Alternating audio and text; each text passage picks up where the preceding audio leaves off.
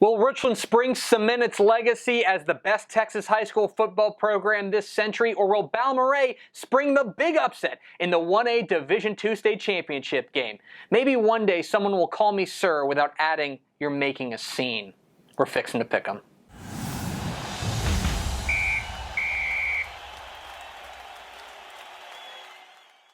Welcome into Fixin' to Pick'em, brought to you by All-Star Inflatables, your guide to the Texas High School Football State Championship games. My name is Greg Tepper of Dave Campbell's Texas Football and TexasFootball.com. Thank you so much for tuning in today. We're previewing the 1A Division II state title game.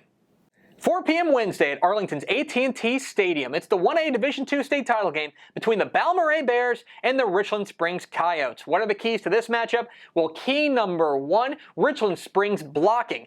You don't hear a lot about that in the wide open six-man football realm where it's just kind of basketball on turf, but the blocking for Richland Springs is really impressive. It's some of the best we've ever seen in Texas high school football at any level. It allows quarterback Walker Tippy to operate, and it allows him to break big plays when he gets the ball out to his receivers. Can Balmorhea counteract what Richland Springs does best?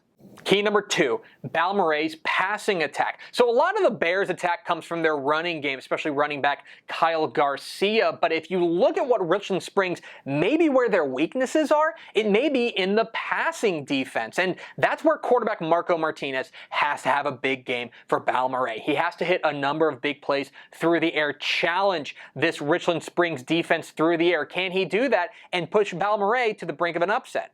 And key number three, the big stage. So this is the smallest classification in Texas high school football. It's T19 little schools that play big-time six-man football, and they're going to do it on the biggest stage at AT&T Stadium. Balmorhea's never been here. They've never been to a state championship game. This is their first title game in program history, and that's a credit to what Vance Jones and company, the coaching staff for Balmorhea, has done.